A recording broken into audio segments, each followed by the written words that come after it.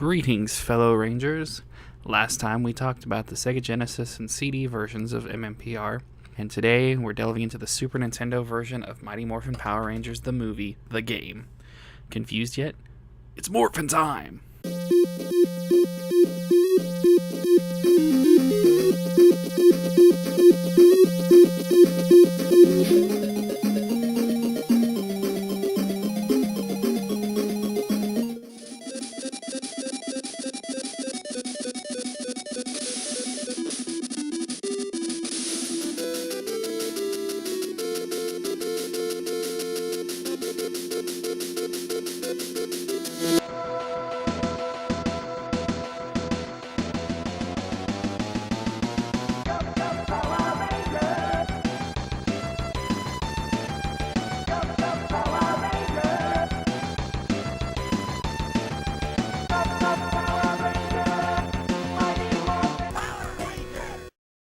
Mighty Morphin Power Rangers the movie was released to theaters on June 30th, 1995 to subpar reviews, being touted as headache-inducing and boring for adults, but still managed to bring in $66.4 million with a budget of $15 million.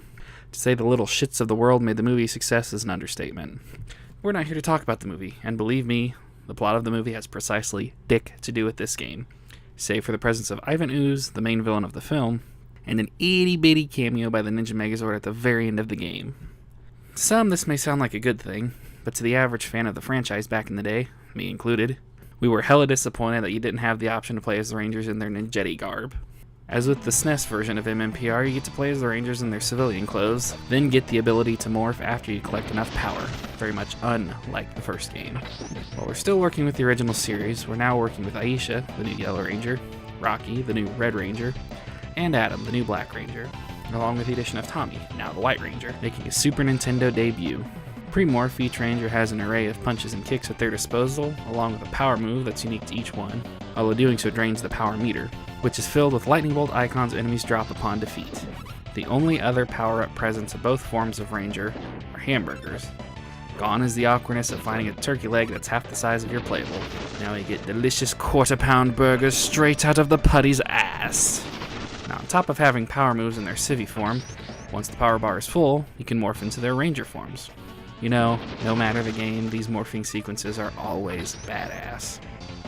This time we get a screen-filling 16-bit picture of the late Season 2 morphing images, accompanied with lightning flashes and a screen-clearing effect. Sadly though, each Ranger, save for the White Ranger for obvious reasons, is once again a palette swap with the Red Ranger. I must say though, they have been slimmed down a little bit, making them a little less ridiculous this time around. All obvious jokes aside, namely because I already made them the first time around, this is seriously disappointing, especially coming off of the Genesis version of MMPR.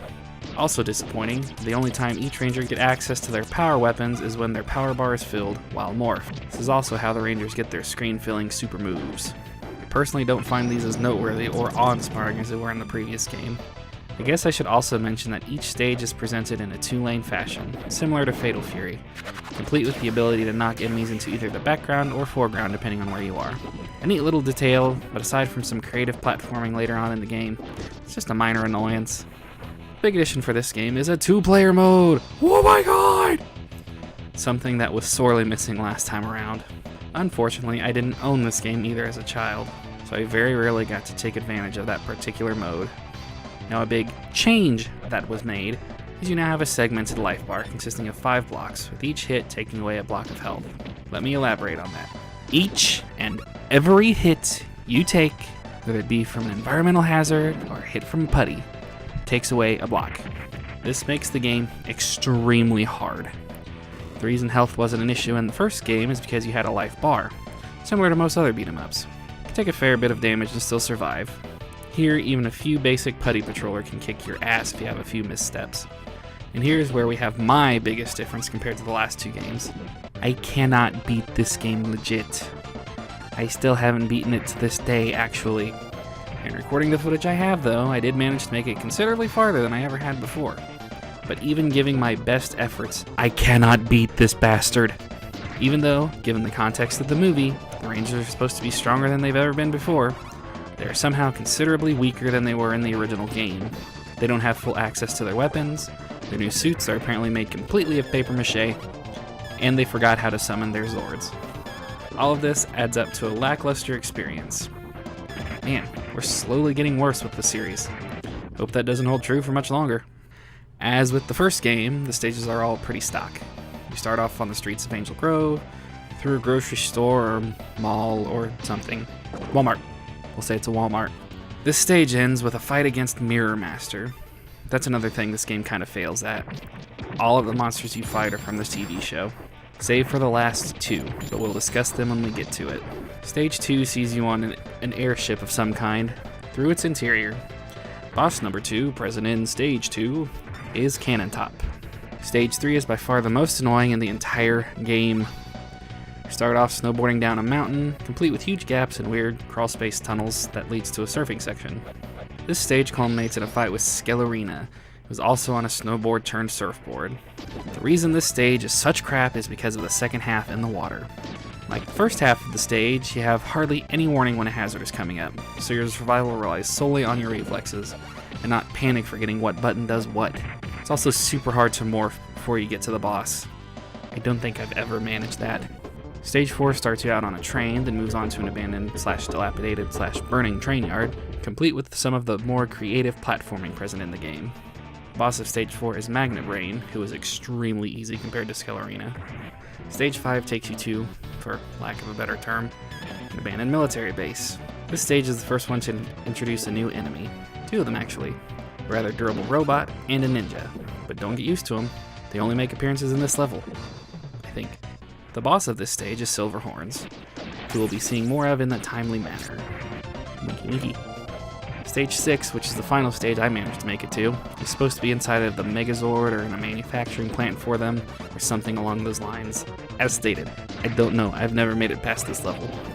The boss here, I don't have any footage of, is an original monster to the game. It's called Mainframe, but the comparisons to Mother Brain and Metroid are painfully obvious, being a brain in a container, just like Mother Brain. Going to guess that the 3 orbs present above the boss are used for elemental attacks, but I probably will never know unless I get a game chart. The final stage is an assault on Ivan Ooze's palace, ending in a fight with the aforementioned Manster. But there's one big surprise! After the boss fight, you've got a time limit to make your way back through his palace. There aren't any enemies, I think. Just you and the timer. You reach the end, nowhere left to go. You're trapped! Suddenly the Ninja Megazord reaches from off-screen and scoops your ranger up, whisking you away to the ending. Can only assume that it is a glorious thing with blackjack and hookers. Or not. This isn't GTA after all. It does feature Bulk and Skull again, though. This time they're a little bit more participatory than last time, showing off a little more of the personality they're known for in the show. This game barely holds a place in my heart, seeing as how, even 22 years after the game came out, I still haven't managed to beat it. Yeah, it's fun and all, but the ridiculous difficulty knocks it down quite a bit.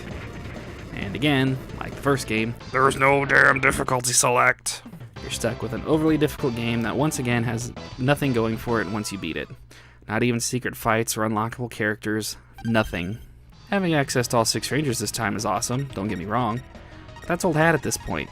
They would have caught more flack if they hadn't, seeing as how there'd be no way to explain a lack of Tommy considering he was at the height of his popularity with this game. You do get a code that lets you start each stage already morphed, but this is pretty damn useless considering you can almost always morph before even the halfway point of each stage. Well, except for stage 3, but I think I bitched about that enough. I feel like the biggest mistake that was made with this game was trying to tie it in with the movie. The developers could have literally just made it a sequel to the first game, have it end with a fight against Zed, maybe have a Zord fight with Goldar or something. Seeing as I was 5 when this came out, I don't think the developers would have listened to me, the bastards. Their loss, I guess. Even though this game would definitely rate lower than the last 2, it is still a hell of a fun beat-em-up despite the shortcomings. Thanks for watching, guys. Don't forget to like, comment, and subscribe so you can know when I post new videos. Next time, we'll once again take a look at the Genesis version of this game. Have a more phenomenal day, fellow Rangers.